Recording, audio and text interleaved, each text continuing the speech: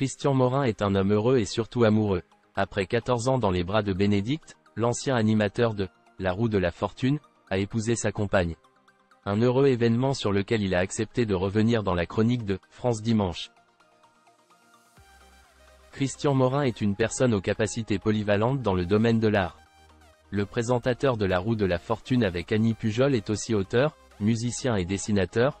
Mon père, imprimeur, croyait que j'avais certaines capacités et m'a poussé, après avoir obtenu un brevet, à entrer dans une école d'art. J'ai donc étudié 7 ans aux Beaux-Arts de Bordeaux et obtenu une licence d'arts graphiques. Plus tard, il y a eu la radio, puis la télévision, la comédie et toujours la clarinette. Je joue actuellement à l'école d'art, un quatuor pour des spectacles autour de Broadway, du jazz et des comédies musicales. Mariage avec Bénédicte, un artiste complet, qu'en est-il de l'aspect personnel? Christian Laurent s'est exprimé dans les pages de France Dimanche en kiosque vendredi 1er décembre. Il a notamment confirmé qu'avec sa compagne Bénédicte, l'amour se passe très bien. Et plus que jamais depuis que les tourtereaux se sont mariés l'année dernière, c'est l'aboutissement de 14 ans d'amour. Avec ses 2 enfants, Lorraine et Maxence, mon fils Julien et leur conjoint, nous formons une famille magnifiquement recomposée, qui me remplit de bonheur et qui me rend très fier. Difficile donc de souhaiter du meilleur pour celui qui a fêté ses 78 ans le 2 mars dernier. Il a lui-même dit « Vraiment, que ce soit dans la cour ou dans le jardin, j'ai eu une vie pleine de beauté. » Et ça continue. Quoi de plus merveilleux qu'une vie amoureuse et artistique bien remplie pour avancer au fil des années? D'une manière pacifique?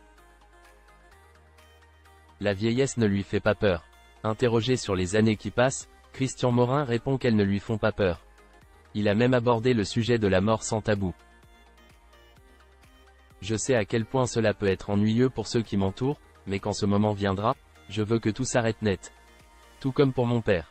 De Gaulle est mort subitement en jouant aux cartes, et mon père, qui avait alors 60 ans, nous a dit qu'il voulait mourir comme ça. 3 semaines plus tard, il est victime d'un arrêt cardiaque. Si cette disparition soudaine l'a beaucoup marqué, Christian Morin préfère désormais voir le bon côté des choses. J'ai 25 ans, affronter ça n'est pas facile. En même temps, il vient d'obtenir la permission. Il a beaucoup d'humour et je pense que j'en ai hérité. Même si je n'ai plus aujourd'hui le même visage qu'à 20 ans, l'âge ne m'importe pas. Comme le disait Charles Aznavour, si vous vous réveillez un matin sans douleurs articulaires, vous êtes mort. L'un des avantages d'avoir a laissé un vide dans l'industrie du théâtre et du cinéma français.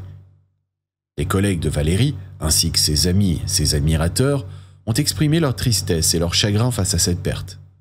Sa passion pour l'art et son talent indéniable en tant qu'actrice ont laissé une empreinte durable et elle est toujours considérée comme l'une des figures marquantes du paysage artistique français.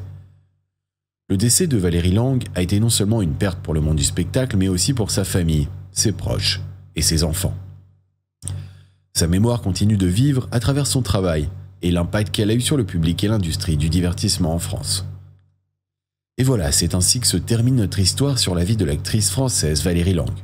Une femme talentueuse, passionnée et engagée qui a marqué le monde du théâtre et du cinéma français de son empreinte indélébile. Si vous avez apprécié cette histoire sur la vie de Valérie Lang et souhaitez en savoir plus sur d'autres personnalités fascinantes, je vous encourage à vous abonner à notre chaîne. En vous abonnant, vous resterez informé des dernières vidéos et histoires que nous partageons. Cliquez sur le bouton s'abonner ci-dessous et rejoignez notre communauté passionnée de cinéma et d'art. La fille de Charlton Heston confirme ce que nous pensions tous depuis longtemps. Alors que beaucoup de gens supposent que le légendaire acteur Charlton Heston était aussi imposant dans la vie réelle que dans ses films emblématiques, le beau-fils de 6 pieds 3, Fraser Heston, a récemment apporté un nouvel éclairage sur